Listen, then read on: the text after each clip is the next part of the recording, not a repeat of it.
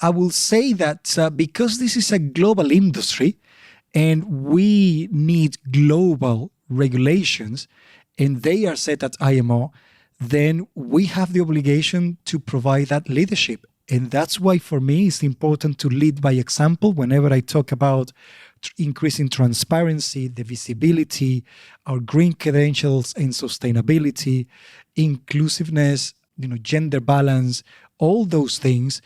I feel responsible to do it myself as a Secretary General and for the organization to do so as well, because we are the role models for this global industry. Welcome to the Shipping Podcast, where I meet interesting maritime professionals sharing their passion for the shipping industry and their everyday job. I am your host. My name is Lena Gothberg.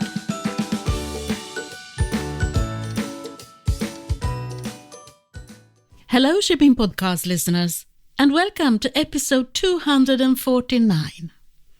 If you're tuning in for the first time, you're in for a treat. And if you enjoy it, there are 248 previous episodes to explore. So in this episode, you will be treated to a unique opportunity to listen to the Secretary General of the International Maritime Organization, Arsenio Domínguez Velasco. I had the pleasure of meeting him in London during the week of the 82nd MEPC session, that is Marine Environment Protection Committee. This was my first meeting with Arsenio, but I'm sure it will not be the last. I'm already looking forward to our future interactions. This is Arsenio Domínguez for you. Every conversation matters. Welcome to the Shipping Podcast. Could you please introduce yourself? My name is Arsenio Domínguez, and I'm the Secretary General of the International Maritime Organization. And how long have you been in office? Since the 1st of January this year. What is it like?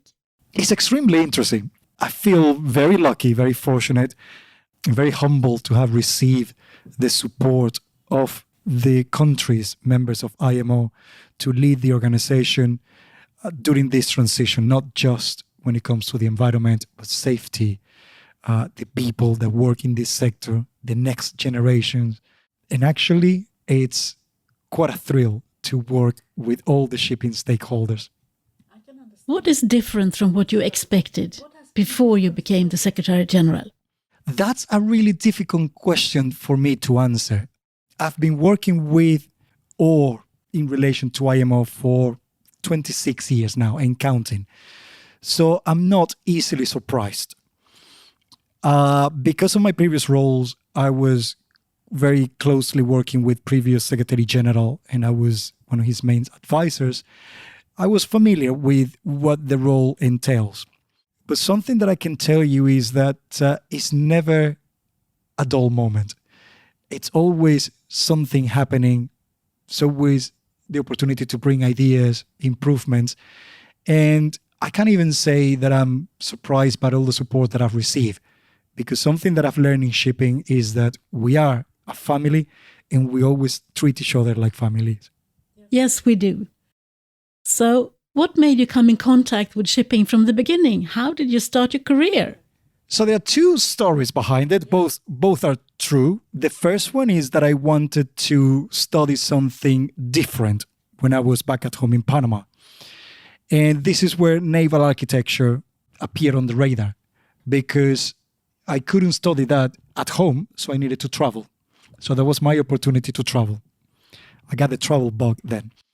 The second one, because of the Panama Canal. It was one of those objectives of mine.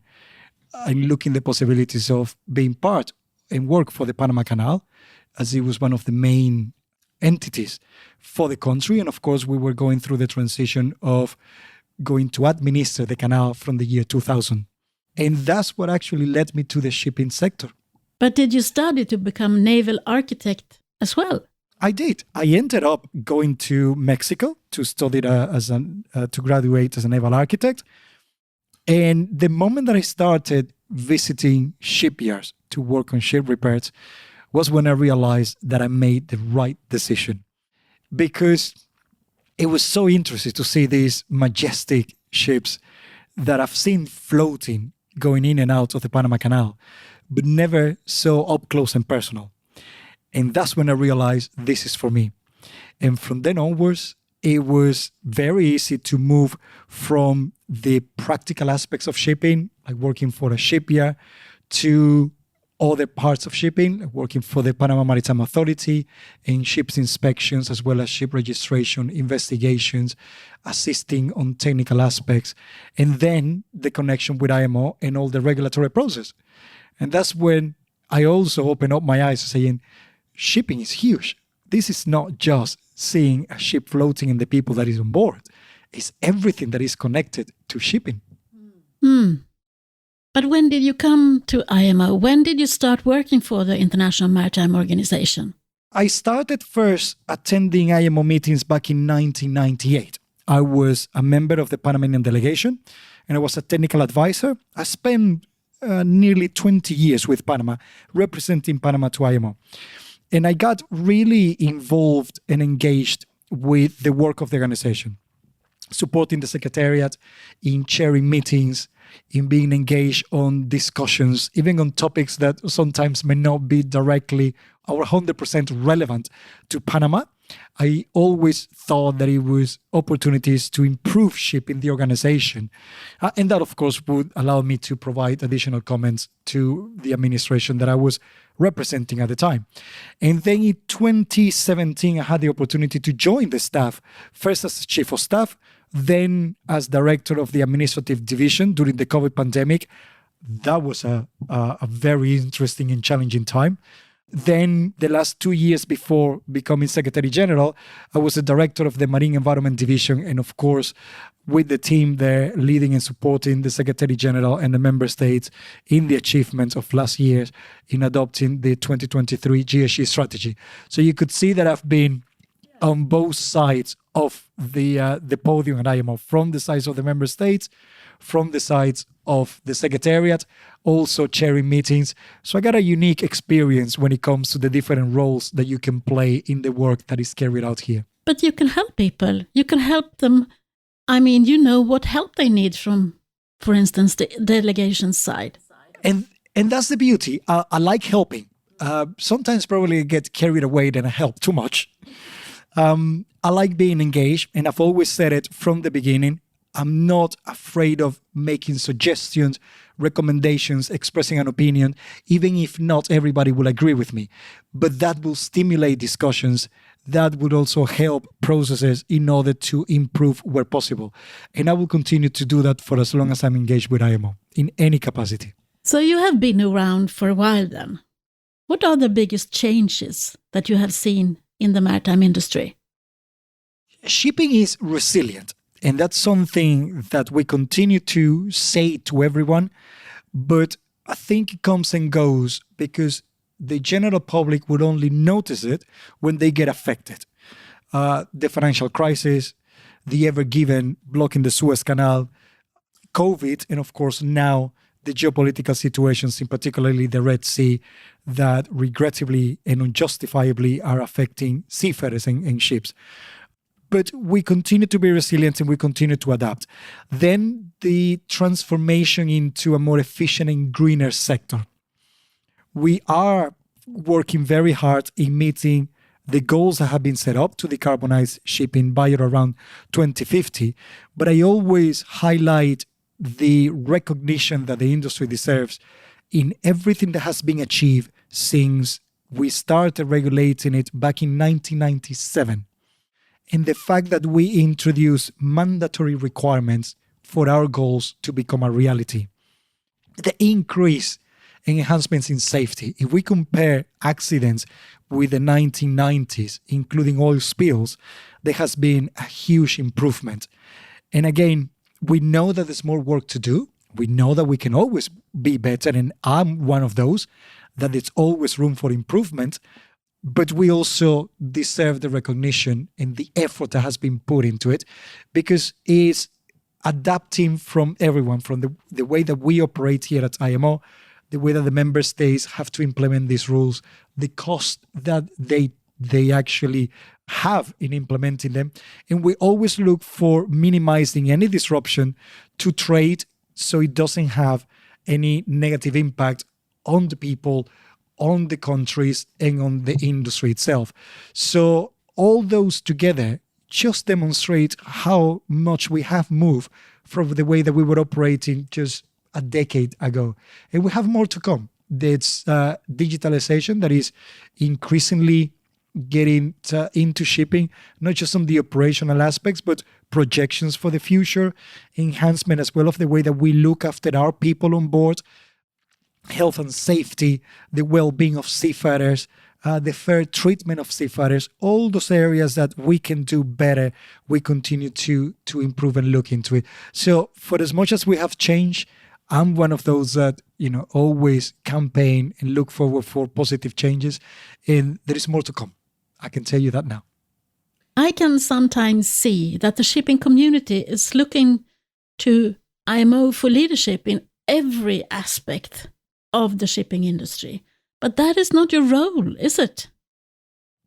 I think it's a role. Actually, I will say that because this is a global industry and we need global regulations and they are set at IMO, then we have the obligation to provide that leadership. And that's why for me it's important to lead by example whenever I talk about increasing transparency, the visibility, our green credentials and sustainability, inclusiveness, gender balance, all those things.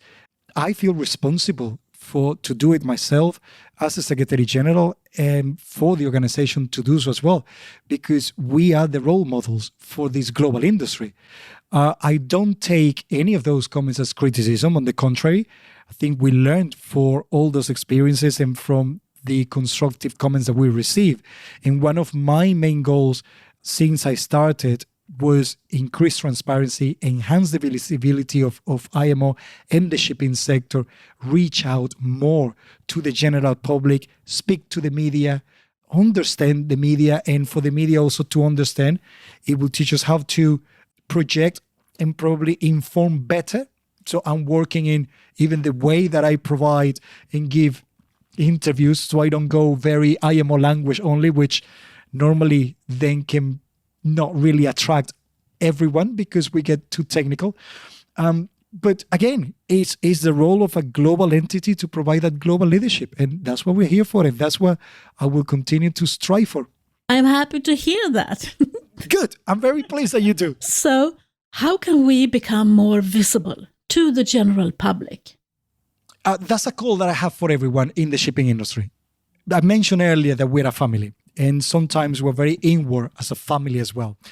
And I have said in numerous occasions that we can look at other sectors, other industries, and learn how they have moved forward and progressed on some of the challenges that we share, because sustainability, safety, decarbonization, inclusivity, gender balance, they're all here for everyone around the world to embrace and to be better at. So that would allow us to reach out to other sectors when they can also support our decision-making process. It reaches out to the younger generation that are going to take the baton from us. And I really want them to come closer to IMO, and I really value their opinion and their comments. And for the general public, because the more that we speak to the media, the more that we can demonstrate everything that we do, how shipping is necessary for our daily lives. Again, we've seen it, how when shipping gets affected, how then it translates into negative effects to everyone else. And this is where speaking to the media and asking for everyone to open up and speak to the media, reach out to others to understand shipping is the best way for us to promote what we do. We need to be proud of what we do because we have achieved a lot. There's more to come, but we have achieved a lot. Yeah, I agree with you. It's a little bit boring because I agree with everything you say. You can challenge me there. You can find some areas where probably we won't agree. It may not be that easy because, again, it just demonstrates that we tackle everything. And we address all the different comments and concerns that exist out there. And we are passionate about what we do. I normally try not to use that word because it can be an easy way out to say how much we love this industry, how dedicated we are. But this time, I think you just nail it because it is the passion that we have for this sector. I listened to your speech for the International Day for Women in Maritime in May 2024. And there you challenge every one of us to think about what steps you are taking to amplify the meaningful participation in the maritime industry. What steps have you been taking? So I told you earlier, one of my mottos in life is to live by example.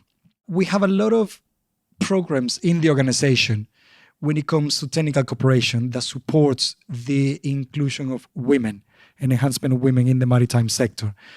The International Day of Women in Maritime also allows us to promote and enhance the visibility of women. I'm not one of those that considers the fact that because shipping historically has been a male-dominated sector, cannot change, especially at this day and age.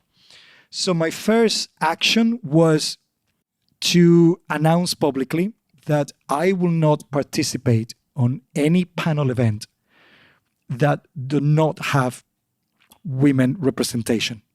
And I can tell you that the staff of the organization also have the same policy applicable to them. It's been successful to the point that panels and events have to reshuffle their programs in order for me to attend. And I'm always happy to attend. I'm happy to answer any questions and engage with everyone. But I will stand by my principles. And that demonstrates that I'm serious about enhancing the participation of women in maritime. And that goes then to all the member states. They have welcomed this. I'm now encouraging them to do the same thing in their events. And I'm already thinking and planning of what's going to be my next challenge for 2025. Oh, good. When it comes to increasing the participation and engagement of women in maritime. But you won't tell me, will you? I won't tell you right now. There's another thing that I did at the first opportunity was to enhance women representation at the highest level at IMO. And when I restructured the senior management, I had 50% of the directors are male, 50% are female. So I achieve immediately gender parity when it comes to the highest level of the organization. And in recruitment, we are improving the process in order to go through different phases and address first the candidatures of women to the different posts. But I also highlight that I'm not going to play numbers or tokenism. That's too many women that have the qualifications that are capable. And for me, is the right person for the right job. I'm looking to enhance gender balance as well as geographical representation, but I'm not going to compromise the qualifications that are required for the roles. But we are looking and enhancing the promotion of women from the recruitment process, from the beginning of it, and evaluating their applications first. And I can tell you that it's already taking steps forward, and I'm looking for these policies to have an even bigger effect in the future because it takes some time for this transition to take place when it comes to internally. But I'll let you know in the future, and you will find out what's coming up for 2025. I'm looking forward to that then. But I'm a little bit envious. You did it so quickly. It took me 5 years to have 50% female voices and 50% male voices on my podcast. Wow. But you see, you achieved that. Yes, I did. You set a goal and you achieved the goal. That's the way to do it. And that's important.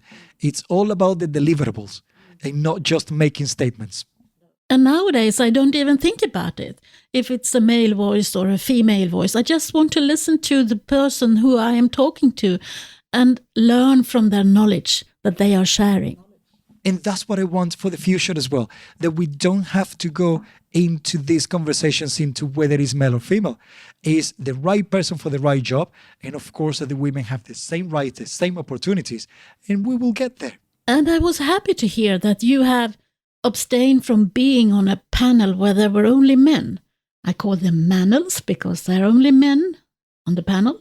But it makes such a big difference, especially to young people, to see that there are panels where there are both men and women. You're correct, because that incentivizes and motivates them to actually be part of our industry. You're absolutely right. Yes. I think we are right here together. It's a good partnership. There's more to come. This is chapter 1. It has to be. But you have a new theme for next year, haven't you? Oh, for the World Maritime Day? Yes, it's going to be about the ocean. It's our ocean, our obligation, our opportunity. There are 2 reasons mainly for it. Sorry, there are more reasons, but some of the main ones that I would like to highlight is our support to the broader protection of the oceans through a regulatory process when it comes to protections of the environment. It's not just decarbonization, but they're all related. Next year is also, of course, the 3rd UN Ocean Conference, and that will demonstrate further the commitment of IMO to support the broader oceans agenda within the UN and, of course, at the global level. And in parallel, we have already the BBNJ agreement that was signed up, and this is for us also to further support the ratification of entry into force, as well as other agreements. The Conference of the Parties on biodiversity. The CEB already adopted a couple of years ago the plan for protection of at least 20% of the oceans by 2030. We work with them as well. We share our experience and our knowledge.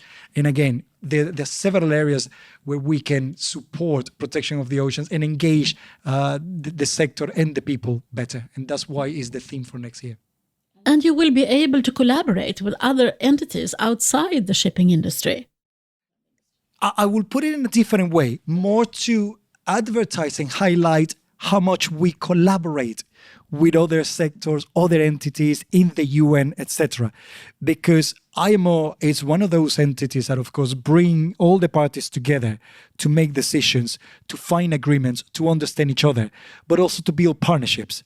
And that is key area of our work, not just for the support of the implementation of the regulations that are adopted at the organization, but to highlight the work that we do, that other UN agencies do, and the positive effect that it has in humanity. I'm looking forward to next year then. And you will also celebrate World Maritime Day even next year. I know you celebrated it last week. Yeah, World Maritime Day, we celebrated it last week.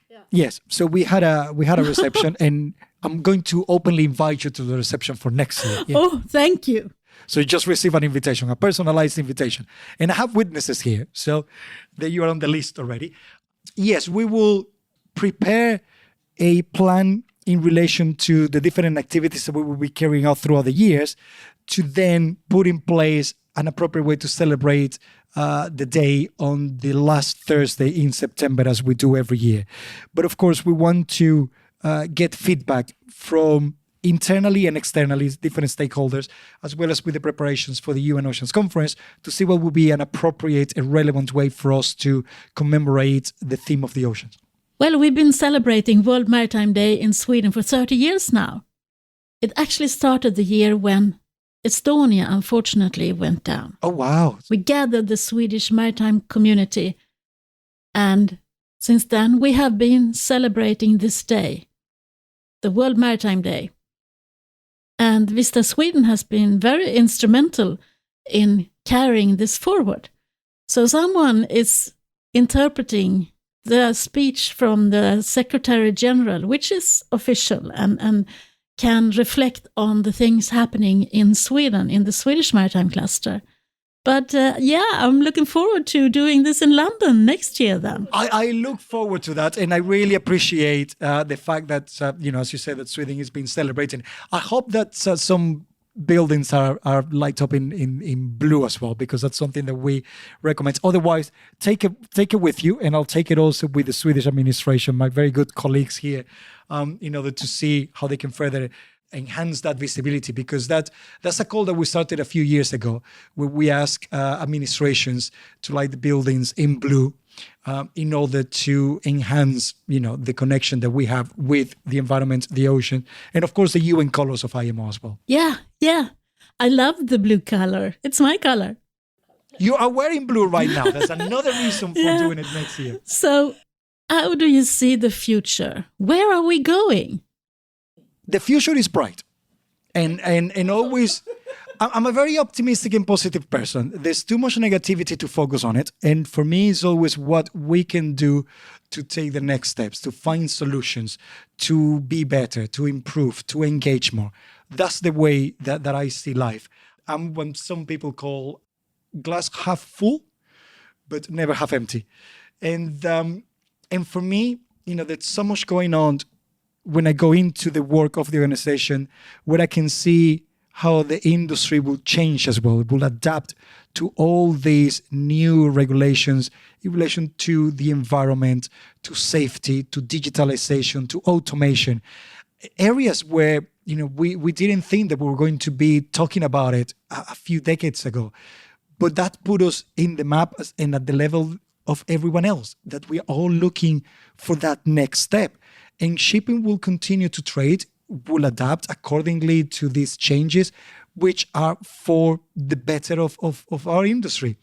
But at the same time, is with the younger generation, is how we're going to continue to engage with them, to attract them, to bring in on board on this beautiful industry that, of course, right now with the geopolitical situation, it becomes an additional challenge for us to attract them. But having said that, the fact that every time that I have the opportunity to speak to young cadets, they tell me that they feel that they are being listened and that things will get better when it comes to safety and security. But at the same time, this is a career when they go into seafaring that allows them to learn different cultures, to travel around the world, to meet new people, to engage and learn professionally and personally. Because once you work on board a ship, you can become a manager, a problem solver, someone that has to react very quickly. And that prepares you for anything else in life in the future. And if they decide to make a transition to other areas of shipping or somewhere else, they are fully prepared. So this is something that we need to promote a lot more. And that's why, I look at the future into how we're going to bring and continue to attract the younger generation.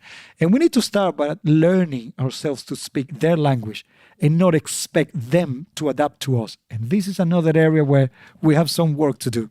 And also, we need to hang out where they are. We can't expect them to come and sit with us or hang with us. We need to be where they are. Precisely. And that's why, I have a very good media team and they're helping me on this. Not just writing messages, but doing it like you and I are doing now. Recording the messages, voice messages, video messages, infographics, things that will immediately attract and click with the demographic. And that's where we need to learn and adapt as well. Our style in the past was just to draft the documents and then read them. We can't expect that everybody will follow the same process. So there needs to be a trade-off into when it's required and necessary to draft those documents and when the message needs to be more visual and more vocal. I couldn't agree more again. This is turning into one of the best conversations that I have on a podcast. So who would you be interested in listening to in the shipping podcast? Who should I interview the next? Oh, well, you see, okay, now you're putting me on the spot. I would say someone young that is starting to engage in shipping and to get the first impression of getting into the industry. If it's a seafarer in particular, despite the challenges right now, why the desire continues to be there, and the first impressions and what will the person share into the projection and the objectives that person has for the future, and how he or she are seeing that immediately from the very first step. So it will be actually good to start getting the views of someone like that. And you're sure you want to hear it? I do. I absolutely do. I will be looking forward to see what a young person that is starting in shipping has to say about the states of the industry and how it perceives its future career within the sector. Do we have a deal? Yes. We have a deal. We have a deal. Excellent. So looking forward to that podcast.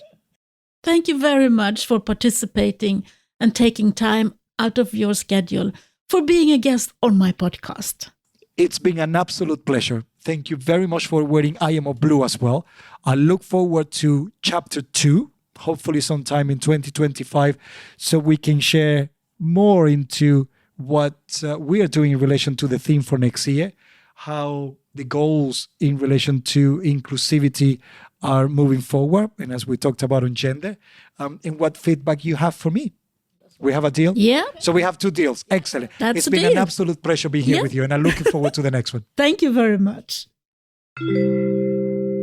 Every Conversation matters. Thank you, Secretary General, for letting us know more about you. I enjoyed our conversation very much. And as I always say, every conversation matters. And to all of you, my dear listeners, I'm deeply grateful for your continued support and engagement. Finally, I have finalized many things on my plate. And now I'm going to find new and exciting people to talk to. There are so many valuable suggestions in my inbox that I haven't had time to reply to. But if you have any suggestions for me, don't hesitate to write to me at hello@shippingpodcast.com. Your ideas are what make this podcast so unique. That's all for now. Thank you for listening. Until the next time, from me to you, over and out. Thank you for listening to the Shipping Podcast. Don't forget to tell everyone that you meet that there is a shipping podcast available and that they should download it and listen to the maritime professionals who are sharing their passion for the shipping industry.